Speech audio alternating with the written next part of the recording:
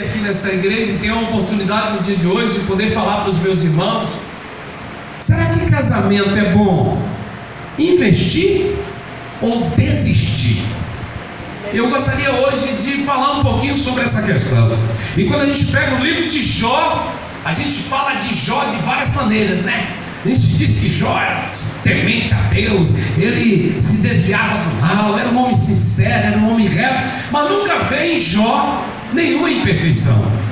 E quando a gente fala do patriarca Jó, a gente pensa que ele é perfeito. Queridos, existem algumas perguntas que nunca serão respondidas nesse livro. Perguntas como: quem deu o nome à primeira estrela? E qual é o nome dela, se você sabe? Pergunta como: que animal aparece no livro de Jó? Qual é o tamanho dele, que estatura é, para que ele serve? Mas existem algumas perguntas que foram perguntadas no livro de Jó e que alguns de nós até hoje vivencia no século 21. O que é, pastor? Essa pergunta é: por que a gente, que é justificado pela palavra de Deus, sofremos? Por que o justo sofre? E se ele é justo por Deus, por que passa tanto apuro? Por que o justo passa tantas privações ou tantas investidas? Não deveria ser o contrário? O sol deveria brilhar mais forte sobre o justo e as tempestades deveriam fugir do justo. E é o contrário do que a gente vê. Jó, justo, temente a Deus, reto, sincero, se dizia do mal, mas vai sofrer. E sofreu bastante. Uma outra pergunta é: por que o justo sofreria? Deve ter um motivo.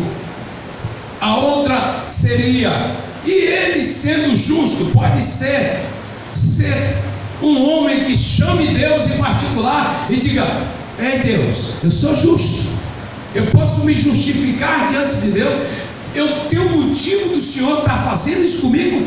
Existe alguma coisa que eu fiz para merecer isso? Se ele é justo, tem essa pergunta dentro do livro de Jó. Uma outra pergunta é: morrendo o homem, ou morrendo o ser humano, para onde é que ele vai? Aí existe uma outra, e no capítulo de número 14 vocês vão ver isso. No capítulo de número 17 vocês vão analisar, claro, em casa, não vai dar tempo aqui, é óbvio. Mas uma coisa que fica bem clara é o seguinte: como era Jó sacerdote, como era Jó empresário, como era Jó pai de família, como era Jó esposo.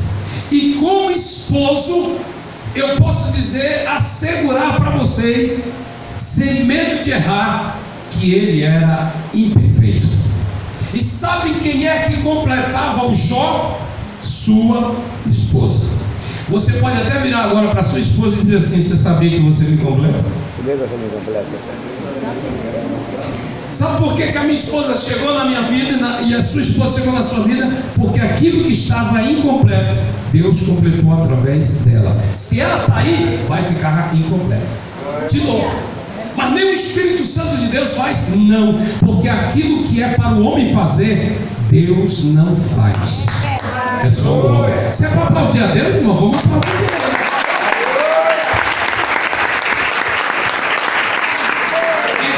Que Deus tudo pode fazer, óbvio, é claro, Deus tudo pode fazer. Mas você quer ver uma coisa? Que o Senhor Jesus, em um tempo posterior, diz: vocês amem a Deus de toda a sua força, de todo o seu entendimento, de todo o seu intelecto. Mas Deus não poderia fazer isso por nós, fazermos com que nós o amássemos de uma tal maneira. Mas isso era muito fácil para Deus. Isto é muito fácil para Deus. Por quê, pastor? Porque assim eles fariam cada um de nós como máquinas, como robôs. Deus não quer isso. Deus quer que cada um se esmere, que cada um se esforce, que cada um se dinamize para amar a Deus com toda a sua força, com todo o seu entendimento. E o próximo, como se fosse você mesmo. E eu, analisando a Bíblia Sagrada, pude perceber que esse mega empresário, um hiper empresário, um homem que tinha muitas posses, ele tinha muitas ovelhas, muitas cabras, muitos servos, mas de uma só vez ele não ganhou isso. Ele construiu, galgou cada passo junto com alguém que estava ao seu lado de manhã, à tarde e à noite. Quando todo mundo ia embora, ela estava lá, sua esposa. Ela deu à luz a 10 filhos. A Bíblia nos diz que eram 7 homens, 3 mulheres. Certamente que a força desses homens era a força de Jó. O que é o melhor do pai e o melhor da mãe chama-se filho. É verdade. O melhor do pai e o melhor da mãe, ainda que não desejar naquela gestação, chama-se filho ou filha, porque este é o melhor do pai, este é o melhor da mãe. Alguém chega até a dizer que Davi era bastardo, como filho de Jessé, junto com a esposa de Jessé. Só que a Bíblia nunca falou isso, e nenhum biblista, nenhum cátedra deve falar em favor da Bíblia quando ela se cala. A Bíblia diz que Davi era pastor de ovelha. Isso significa que o menor de toda a família era responsável por cuidar das ovelhas, que era o serviço mais supérfluo, o serviço mais desprezível. E hoje a gente vê assim, quando alguém chega na igreja e diz assim: você quer ser pastor? Ele diz o quê? Deus me livre. Misericórdia. É o serviço mais supérfluo encarado pela sociedade, porém é o serviço mais amado por Deus, porque Ele é o pastor de todas as ovelhas e Ele é o pastor dos pastores. Ele é o bispo de todos os pastores. E o engraçado é que quando a gente vê essas questões, a gente nunca analisa de uma ótica normal, a gente analisa sempre de uma ótica humana essas questões, só que na ótica espiritual existem muitas coisas a serem abordadas, e uma delas eu pude analisar passo a passo. Você tem fôlego para me ouvir? Então vamos lá. Primeira coisa que eu gostaria de lhe dizer: Jó não era perfeito. Perfeito é Deus, que perfeito, e perfeito estava na vida de Jó. A segunda coisa que eu analiso junto com vocês é que se Jó errou se a mulher de Jó errou em pronunciar amaldiçoe esse Deus e morra, ele também errou quando falou: tu falas como qualquer insensata ou como qualquer louca. Nenhum dos dois tem parâmetro para dizer: eu estou à altura para poder falar em favor de algo que eu quero te dizer agora. Não, nem ela tinha, nem ele tinha. Todos são seres humanos. E não havia razão nenhuma, nem na mulher de Jó falar tais palavras, e nem havia razão em Jó pronunciar tais palavras. E por que falaram? Porque estavam feridos, porque estavam machucados. Você deve ter percebido que na sua caminhada, nos momentos em que você estava mais ferido, não é que você estava alegre, quando você estava alegre você nem ouvia, mas quando você estava machucado, que você esperava uma palavra animadora, uma palavra que estava temperada, porque tem palavra que, meu Deus do céu, quando é sal demais, é pimenta demais. Desculpa aí quem gosta de pimenta, mas é pimenta demais, e quando não era pimenta, é de tudo menos, nem sal, nem nada. Aí você pergunta assim: o que é isso mesmo? Eu estou comendo borracha, não dá mais uma comida mais gostosa. Mas tem gente que era assim. E nessa hora mais precisa, você ouviu uma palavra que te deixou de cabeça baixa. Glória a Deus, Jesus. Aí quem falou estava certo? Não. E quem revidou, que foi você, estava certo? Também não. Ou seja, nenhum de nós somos perfeitos. É verdade. Por isso é que o casamento não é o lugar da perfeição, é o lugar de uma construção para alcançar a perfeição. Eu ainda estou construindo um casamento, eu ainda não entendo minha esposa. Eu acho que também ela diz a mesma coisa: eu não entendo Erasmo. E tem hora que você olha para a pessoa que está do seu lado assim, diz: tem 14, tem 15, tem uns aqui que tem 20 anos, tem outros que já chegou a boda de ouro, já 50. Não vou brincar assim também não. Mas tem, acho que tem gente aqui com 50 anos. Quem tem aí 40 anos de casado aí, pelo amor de Deus? Só 37. 30, pronto, está quase lá. Mas tem hora que você diz assim: eu conheço a Francisca mesmo? Tem hora que a Francisca diz: eu sei lá quem é o Elias. Estou falando alguma mentira, irmão? Na hora que eu faço a mesma coisa, Por favor. Queridos, sabe por que eu estou começando assim? Porque eu gostaria de ver vocês se animarem. Que mesmo dentro disso, vocês não vão ver Deus condenando nem o Jó e nem a mulher de Jó. Sabe quem é que condena a mulher de Jó? E o próprio Jó são os pregadores, somos nós. Quantas vezes eu subi no púlpito e disse: aquela mulher de Jó, ela era uma praga. Depois Deus dizia para mim: e tu é o quê? Eita, Jesus! Meu Deus! Essa aí foi boa. Ou você já atingiu um patamar mais superior, já pode colocar, eu já posso colocar as asas em você e te chamar de um querubim meu? Às vezes Deus, Ele nos fala dentro de um quarto fechado, mas tem hora que é no meio de uma multidão, como se tivesse só a gente e Ele. Só nós, mas estamos numa multidão, mas Ele fala. E como fala? Quantas vezes eu disse: essa mulher, rapaz, irmãos, 10 caixões um ao lado do outro. Eu só participei de um velório onde tinham o esposo e a esposa morreram ambos juntos. Eu só participei uma única vez na minha vida, tá? Agora 10 caixões é triste. E não era só 10 caixões, se você somar os empregados que foram mortos também pelos salbeus ou pelos caldeus, que eram bandos enormes que tomaram toda a posse de Jó. E roubaram, e além de roubar, ainda mataram os escravos ou os servos. Imagine quantas esposas agora, ouvindo a notícia de que o seu cônjuge tinha partido junto com os filhos, junto com as filhas de Jó que caíram, e junto com alguns animais. É triste? É. Agora você dá uma ideia de que isso tudo a mulher suporta. Jó tem uma estrutura, a mulher tem outra estrutura. Existe um limite. Vire para alguém para o seu lado e diga assim: existe um limite em mim. Eu tenho limites. Meu amigo, meu irmão, minha irmã em Cristo Jesus, existem horas que a gente não suporta tais notícias. É verdade. A gente até prefere desligar o aparelho, até baixar o volume. Eu desligo o meu aparelho. Eu tenho internet em casa, mas tem hora que parece que eu não tenho. O pessoal diz assim: pastor, você não está mais online, não, nem online nem online, meu irmão. Eu agora desliguei minha internet em casa para o meu aparelho, que eu não posso desligar para os meus filhos. E vou para o jejum, vou para a oração. Eu cansei de ouvir tais notícias. Chegou o meu limite. Tem hora que eu tenho que ouvir uma notícia do céu, porque o céu tem que me dar uma resposta melhor do que a terra está me mostrando. A terra não me produz o que o céu produz dentro de mim. E o céu produz dentro da gente uma semente que nos dá esperança, que nos dá uma certeza. No céu existe fábrica, mas não é do tamanho da nossa imaginação, é do tamanho de uma semente que, quando plantada dentro do nosso coração, ela pode virar 30, 60 ou 100 por 1 para a glória de Deus. Às vezes a gente não está preparado para receber tamanhas coisas.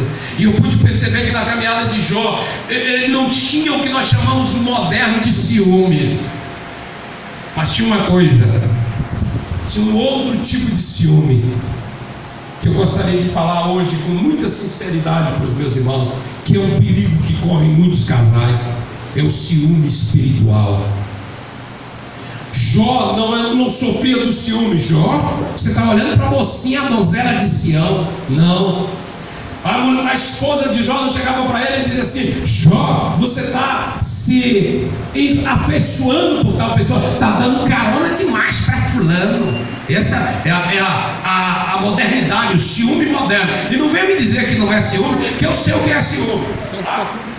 Eu também tenho. Agora existe um ciúme de zelo, existe um ciúme de cuidado.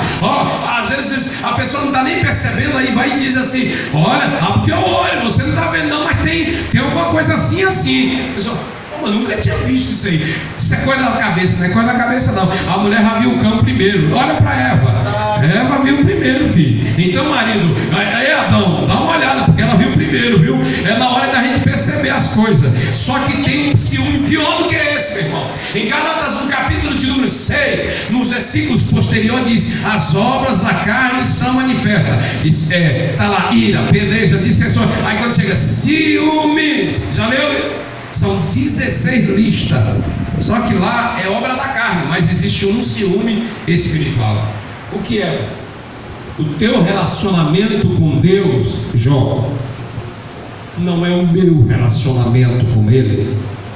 O teu nível de estar na igreja, o teu nível de estar só, não é o meu nível.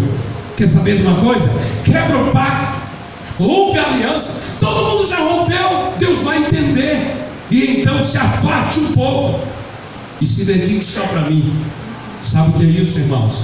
Sabe como é que chama isso aí? Ciúmes espirituais.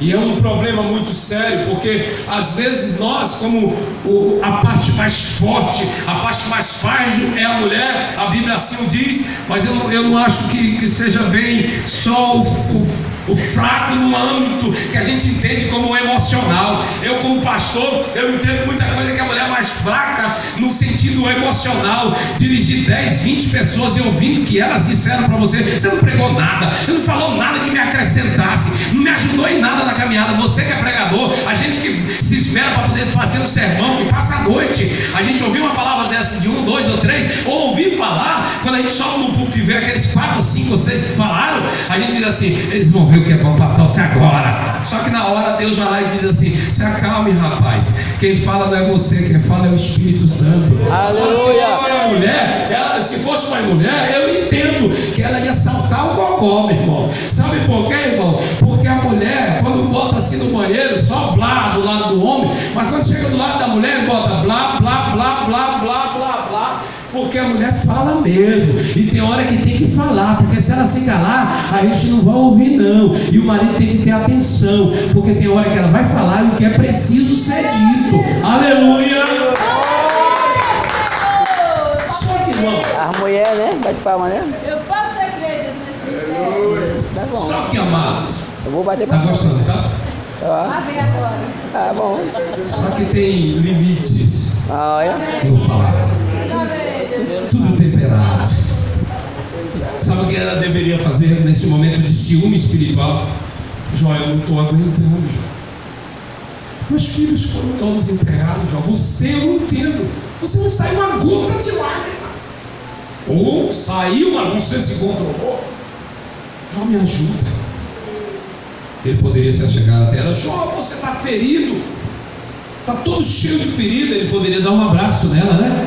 Jó, ninguém sabe que doença é essa, pode ser transmitida. Seus melhores amigos passaram 7 dias olhando para você, e eram médicos. Zofar, Bildade e Elifaz eram médicos conhecidos daquela época, e a medicina judaica excede em muito a medicina egípcia ou grega. Porque os médicos egípcios é pelos deuses deles, os médicos gregos é pela sabedoria deles. Agora os médicos judaicos é pelo entendimento divino. Eles sabem muito melhor o que é. Ele não sabia. Então se ela quisesse um abraço, ou ele quisesse dar: meu amor, eu não posso te abraçar, mas eu vou lhe dar uma palavra. Mas na hora do temperamento exaltado, nas contas demais, falando em conta, agora as contas de Jó eram maiores, porque tinham que pagar os empregados que perderam. Os seus familiares perderam aqueles familiares.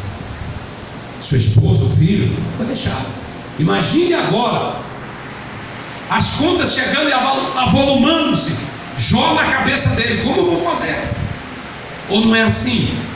Você não tem que pagar a prestação do carro, da moto, para, pastor, do IPTU, da escola, o extra, Tô ficando careca. o sapato, esquece, pastor, a vidraça, o vidro que quebrou, a cadeira. A mulher já reclamou do guarda-roupa não sei quantas vezes. A roupa é a mesma. Ela disse que no próximo encontro de casar, não vem com essa roupa. Eu nem vi qual era a roupa, mas ela disse que é a mesma. Ou a roupa velha, ela disse que é velha. Não é velha, não é porque está rasgada. Para o homem é velho quando está rasgado. Agora para a mulher é velha porque ela já usou numa festa. E aí, meu irmão, da próxima vez tem que trocar a aliança, porque a aliança está fininha, fininha. E aí você diz: no próximo encontro não sei nem se eu vou. Nós temos que compreender que algumas coisas em nós é emocional, mas tem muita coisa em nós que precisa ser muito espiritual. Queridos, quando a gente ouve algumas notícias, e principalmente quando é dentro de casa, quando a gente ouve algumas coisas que a gente gostaria que fosse de outra maneira, a resposta nem sempre é de nós, da maneira que nós gostaríamos de passar. Mas existe uma máxima que o livro de Jó nos ensina. Ou não é assim? Você que já leu o livro, me diz qual é a segunda esposa que Jó teve. Me diz, qual é o segundo relacionamento que a esposa de Jó teve? Não, isso não os fez separarem. As palavras machucaram, mas não fizeram com que o diabo os separasse. Eis algumas coisas que a gente ouve em qualquer briga de casal. E olha que eu estou falando que eu sou como pastor, e o que está no gabinete fica no gabinete. Às vezes nem minha esposa sabe de alguns casos, mas existem algumas coisas que eu coloco à tona para que as pessoas tenham uma ideia. Hoje o maior número de divórcio, pasme, eu espero aqui não escandalizar nenhum servo de Deus, nenhuma serva de Deus. Pasme, o maior número de divórcio é de evangélico no Brasil. Mas por que, pastor? Porque adulterou. E quem foi que disse que adultério é parâmetro para divórcio?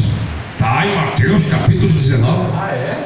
Pois me diz, me prove na Bíblia, por favor, que adultério é prova para divorciar. Adultério nunca foi prova para divorciar. A fornicação nunca foi prova. Fornicação, ela tanto pode ser antes como após, ou impureza dentro do relacionamento. Não é parâmetro para isso. E o que é, pastor? Eu digo o que é: dureza de coração. É verdade. Só isso. Existem algumas coisas que diante de Deus nunca Ele vai aceitar. Quer ver? Malaquias capítulo de número 2. Malaquias capítulo de número 2, versículo de número 16. A gente só pega Malaquias capítulo 3. A gente só pega para o dízimo, né? Agora volte para o capítulo 2, meu irmão. Tem até dificuldade para achar aqui na Bíblia. Não acho aí não, pastor. Malaquias capítulo 2, versículo de número 16. Ou melhor, vamos ler o 15. Servo e serva de Deus. Não foi o Senhor que fez um só, um corpo e um espírito? Eles lhe pertencem.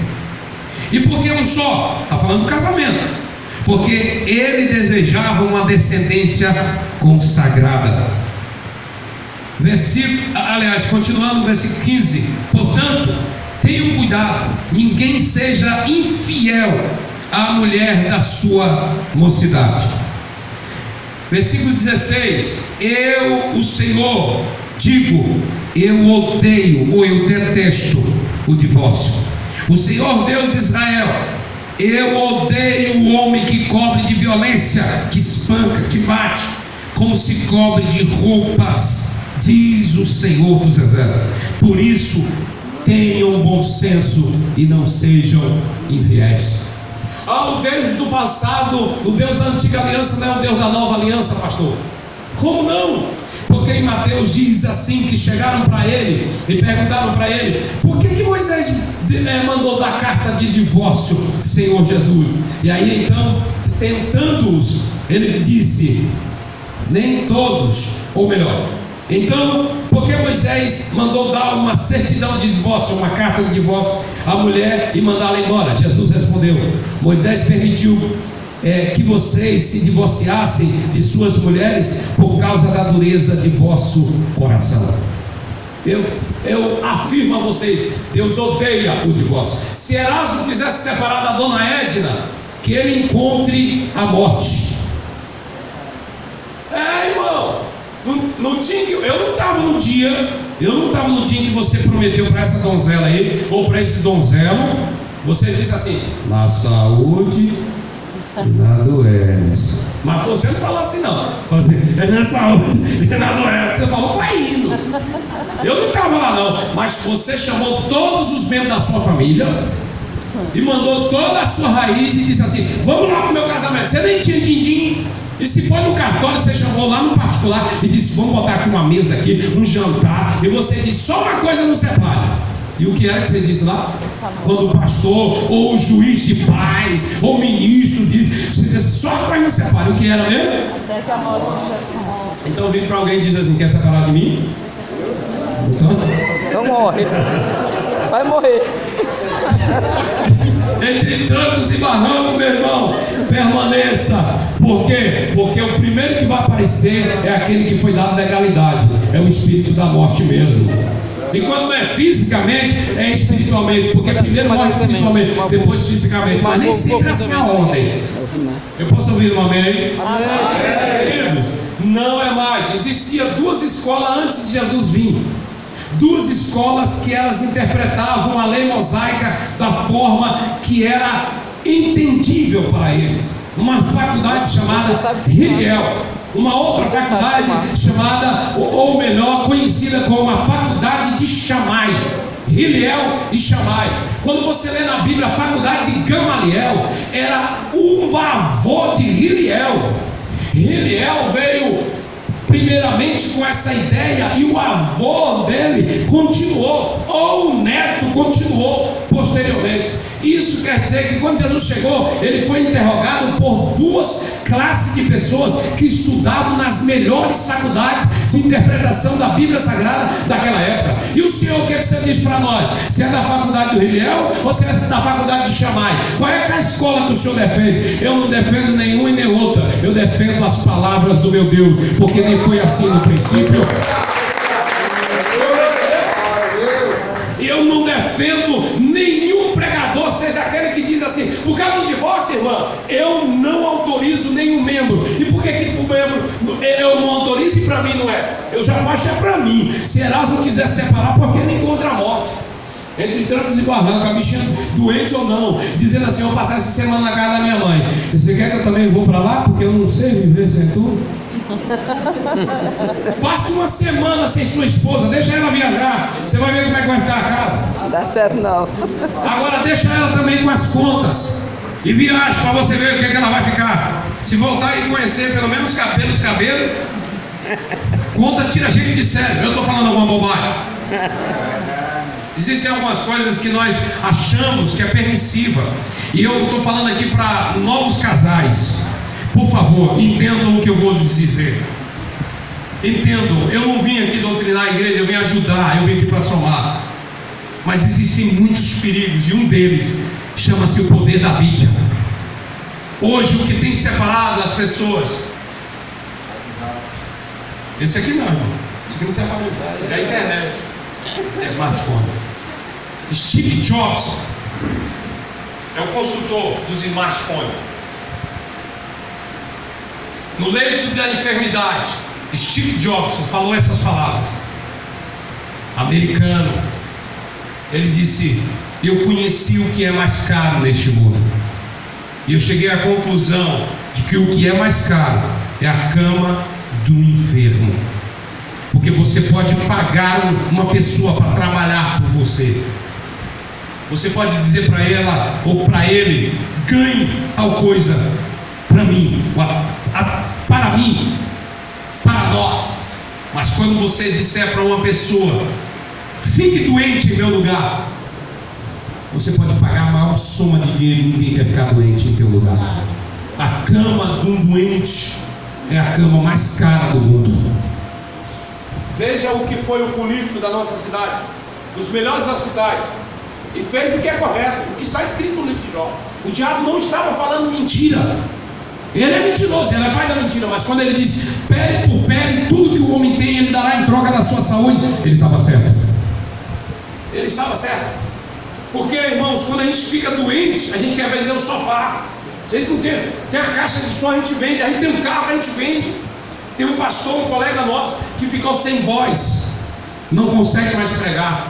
Vendeu todos os pertences dentro de casa, chamou toda a igreja, pediu ajuda. Um aparelho para ele ficar com 6 meses. 6 meses. Esse aparelho custa 4 mil reais. E ele só pode ficar 4 meses para poder falar. Luta, está em pecado? Para alguns pode. Não era fiel? Para alguns pode ser. Mas para Deus o que é? Deus pesa o nosso espírito e a gente não sabe nem por que Ele está pesando. É verdade. Mas Ele não faz nada sem um propósito. Tudo tem propósito. Nós podemos não entender agora, mas no tempo posterior nós vamos entender. E mesmo que a gente parta, como Jó partiu, mas ele cria que o Redentor vive e que por fim Ele vai se levantar. Deus está vivo e Ele não precisa explicar tudo o que Ele está fazendo na nossa vida, não. Dito aqui que perdoar cura muita coisa. Eu afirmo a vocês que perdão derrota o diabo. É verdade. O perdão deixa o diabo debaixo dos pés do Senhor Jesus, porque debaixo dos nossos pés não, é debaixo dos pés de Jesus, porque é lá que é o lugar devido dele, é debaixo do Senhor da igreja, aleluia. O diabo derrota, o perdão derrota o diabo, o amor perdoa, perdoado derrota o diabo. Queridos, um dia desse uma pessoa chegou para mim e disse assim: pastor, como o senhor define perdão? Esquecimento. Eu falei: esquecimento é amnésia. Como é que o senhor define então perdão? Perdão é declarar o outro livre e a mim também. Perdoai as nossas ofensas assim como. Então, se eu não perdoo, eu deixo a pessoa presa espiritualmente. Mas eu penso que é só ele que está preso espiritualmente. Eu também estou preso espiritualmente com ele. Eu sei. Ah, mas o senhor não sabe o quanto que ele me deve quando fala de dinheiro. Perdoa. É duro, pastor. O senhor não sabe quanto é que ele está me devendo. Por isso eu diz assim: perdoa.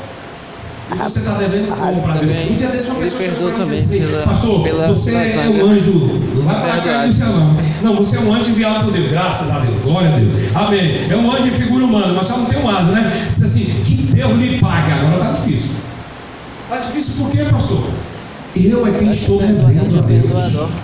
E eu estou devendo vida, espírito, o ontem, o hoje, o amanhã, o depois. Eu não tenho como pagar a Deus. Nunca isso. Por isso é que eu vivo aos pés de Jesus, porque eu estou em débito com Deus. E o meu débito é grande. Como é que você diz que ele me paga?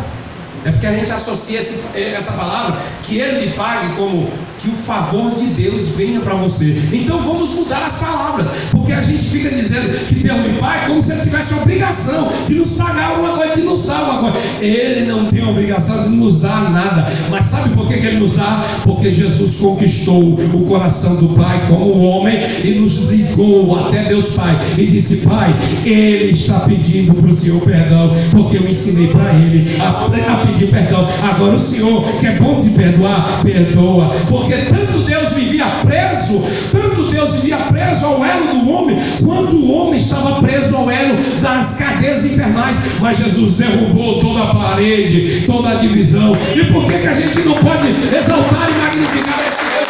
Aleluia! Mas fulano me traiu, pastor. E Jesus foi traído pelo melhor amigo? Ou melhor, Jesus foi traído pelos romanos? Não. Jesus, inimigos políticos. Romanos eram inimigos políticos. Jesus foi traído pelos gregos, inimigos filosóficos. Não. Jesus foi traído por quê? Pelos judeus.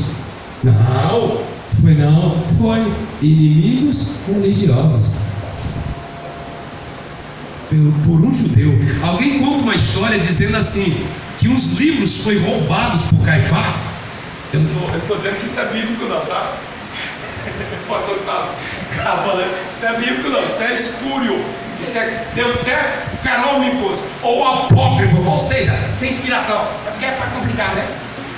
Diz que alguns livros de Caifás foram roubados. E sabe quem os roubou? Esses livros? Foi exatamente Dimas. Quem é Dimas, pastor? É os livros espúrios que dizem. Dimas é o ladrão que está na cruz. Gestas é outro ladrão. Eles roubaram. Sabe o que eles faziam? Além de roubar, deixavam as pessoas nuas. Porque eles naquela época não levavam bolsas. Eles colocavam sobre o corpo, abaixo das roupas. A bolsa não era colocada assim. Então, para roubar os pertences, despiam, geralmente mulheres. Agora imagine, rasgando a roupa, como é que vai remendar? Imagine como é que é a vergonha de uma pessoa. Ou você sairia daqui até ao centro da cidade nua. Não, pastor, isso é vergonhoso. Engraçado, né? Isso não é terrível um negócio desse? Isso não é? Meu Deus, nem Deus perdoa uma pessoa dessa. Hã? Como é que é? Nem Deus perdoa uma pessoa dessa. Quando o ladrão que está na cruz, do lado da esquerda, se era Dimas ou se era o Gestas, não sei, mas um deles, talvez o Dimas, diz que era quem tinha roubado, segundo a história. Senhor, eu conheço a minha vida, Eu sei que eu já aprontei demais, mas ele não diz com a boca aqui, diz na mente. Está escrito aí que o Senhor é rei, o Senhor é rei dos reis, e o Senhor é Senhor dos senhores. Lembra-te de mim quando ele está no teu reino. O que Jesus prometeu para ele? Se não foi perdão, meu irmão. Toda a vida de regresso passada dele, naquela hora, toda a conta perante Deus, ele perdoou. Eu pergunto, no dia em que Jesus ressuscitou, ele deu uma palavra para Pedro dizendo assim: olha, Gesta não está mais vivo não, mas eu tenho uma raiva demais do Gesta. Eu queria dizer que eu perdoei ele naquele dia lá, mas eu queria dizer para todos os futuros Gesta que nunca faça isso, viu, com meu pai, porque senão meu pai vai matar. Tem algum texto da Bíblia que Jesus remoeu isso, dizendo assim: eu perdoei naquela hora, mas não perdoou mais. Não existe. Sabe o que é perdão? É marca de quem é espiritual, é marca de quem sabe deixar o outro livre. Quem quer conhecer o termômetro, se a pessoa está elevada espiritualmente, vê se ela perdoa, porque quanto mais perdoar, mais elevada espiritualmente ela está. Aleluia. Porque Jesus foi perguntado por Pedro quantas vezes deveria perdoar, e ele disse: são 7, porque eram os dias da semana. Ele disse: não, eu vou dizer para você, até o calendário dos que ainda virão no tempo futuro. Essa é a quantidade, não é por mês nem por ano, mas é pela eternidade. Não 7, mas 70 vezes 7. Isso é uma quantidade de quem é espiritual. Só quem é espiritual perdoa. Vire para a pessoa e diz: você é espiritual, não é verdade?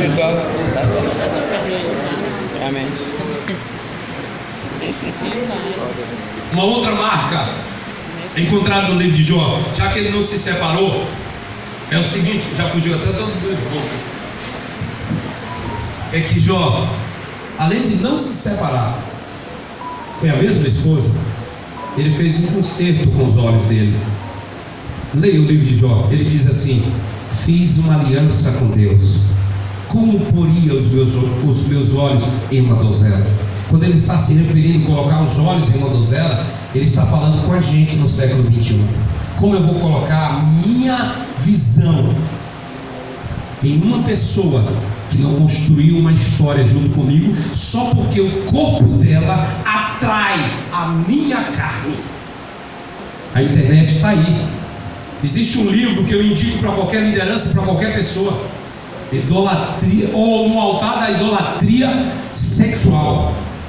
Esse livro foi editado por um homem que teve peito, teve coragem de dizer o podre que ele era, que traía a esposa não deitando, mas na mente e pela internet. Eu gostaria de dizer muito isso para alguns de vocês, que eu temo que a serpente esteja enganando muitos levitas e muitos sacerdotes, arredando, dizendo: cansa dessa vez, Deus vai lhe perdoar.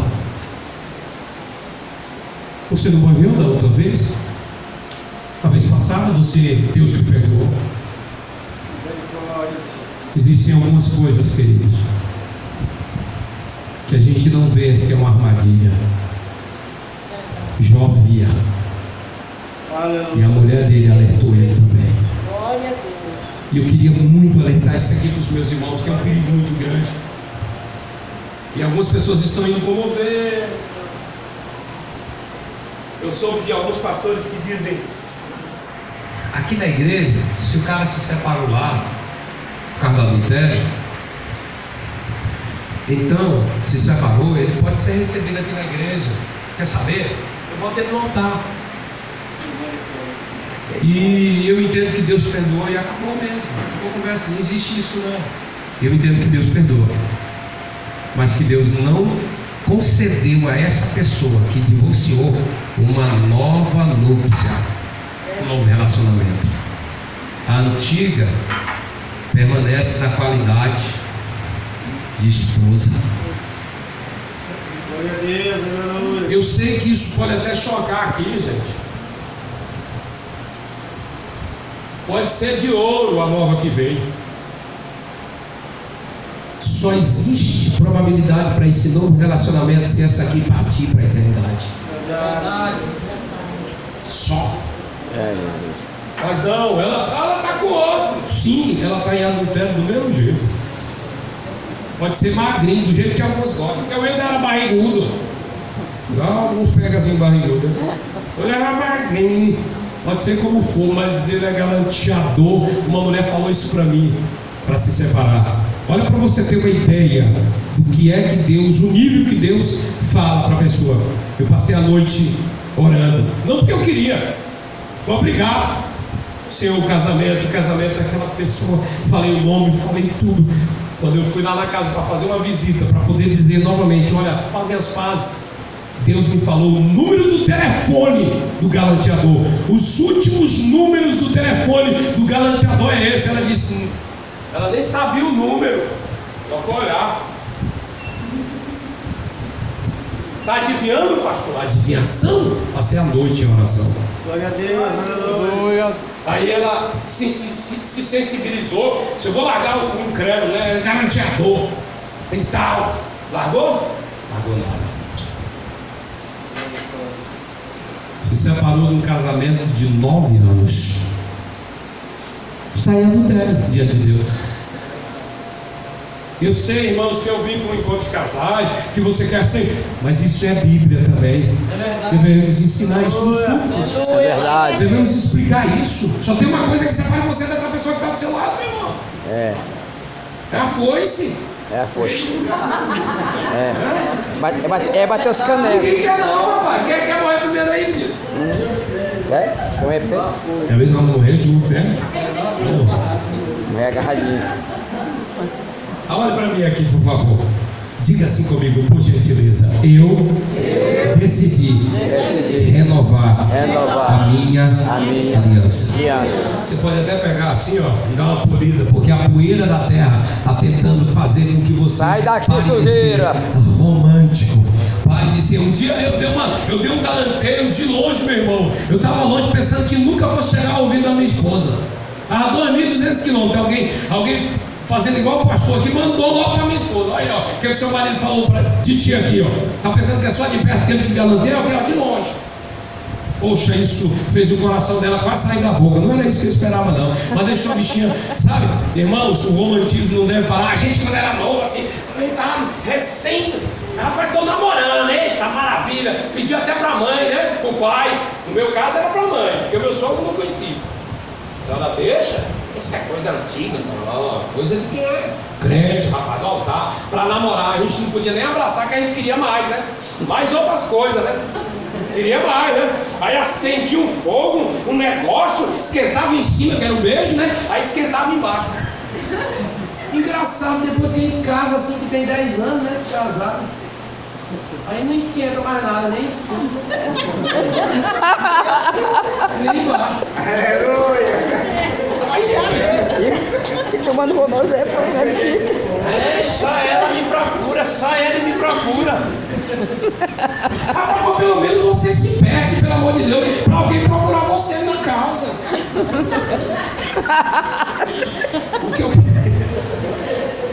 O que eu quero dizer para os meus irmãos é que parece que a gente está deixando essa coisa como se essas coisas não fossem espiritual. Deixa eu lhe dizer aqui. Relação sexual, relação do casal é tão espiritual como a oração. Não, pastor. Só tem uma coisa que deve interromper a outra. E não é o cansaço. Estou cansado. Dor de cabeça. Para isso não tem cansaço, não. Se tu tivesse cansado e alguém dissesse assim, olha, tem R$1.000 para tu receber, mas tem que ser hoje à noite. Duvido se o teu cansaço for embora. Cara de R$1.000, tu pular na cama na hora, meu irmão. Imagine essa hora. Não, tô cansado, tô com dor de cabeça. Não, o que é? Leia 1 Coríntios capítulo 7. Obrigado, Pedro. Leia 1 Coríntios capítulo 7. A pergunta foi feita pelos coríntios. E me deu um puxão de orelha aí, se eu estou passando lá, viu, pastor? Mas eu quero concluir aqui. Não, para ficar à vontade. Capítulo 7 diz assim, versículo 1 Coríntios.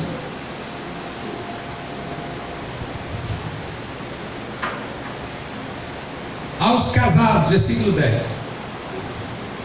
Dou este mandamento, não apenas, ou melhor, não eu, mas o Senhor, que a esposa não se separe do marido. Versículo 11, novamente testificando. Mas se o fizer, que seja por consentimento mútuo.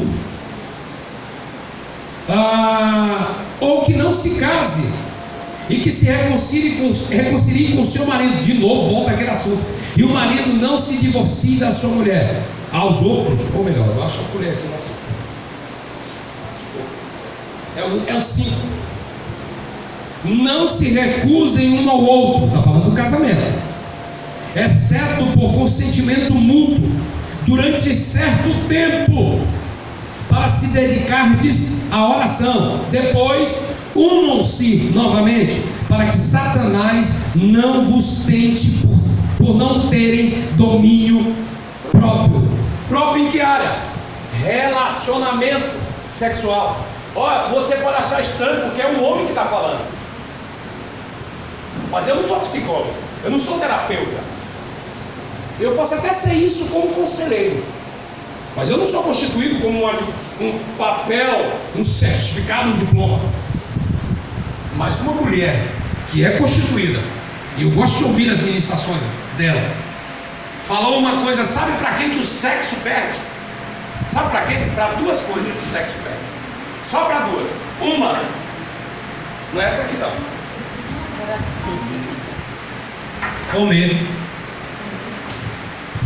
Sexo só perde para a vontade de comer. Duas, agora sim, beber. Sexo só perde para isso. Essas duas vontades são inatas, estão em nós. Eu escolhi hoje não comer, porque eu sou quase um querubim. Querubim não bebe, meu irmão. E nem come. Nem dá pausa para poder beber uma águazinha para a garganta que está. Senhor, eu cantei Santo, Santo é o Senhor e não saiu perfeito. Dá uma pausa aqui. Não, os santos cantam, os anjos cantam e é maravilhoso. Aleluia. Comer e beber são vontades que vieram para nós, só perde para sexo. O sexo só perde para esses dois. Agora o sexo perde no âmbito espiritual para duas coisas: leitura da Bíblia e oração. E quando tiver em oração, eu não vou nem fazer essa pergunta, porque se eu fizer essa pergunta, alguns aqui vai até dizer que já fez, mas não fez não. Eu não vou dar burro em ponta de faca, mas eu vou fazer a pergunta bem para você. Quem no dia em que você fez uma campanha, sabe aquela campanha de 2 horas, 3 horas da madrugada, não, eu não tive vontade de ter relação com a minha esposa, com o meu marido, de jeito nenhum, nunca tive isso. Depois, no dia que eu fiz a oração, eu vim para a igreja, hoje eu orei, então hoje eu não tenho intimidade. Então as pessoas vão deixar de vir ao culto.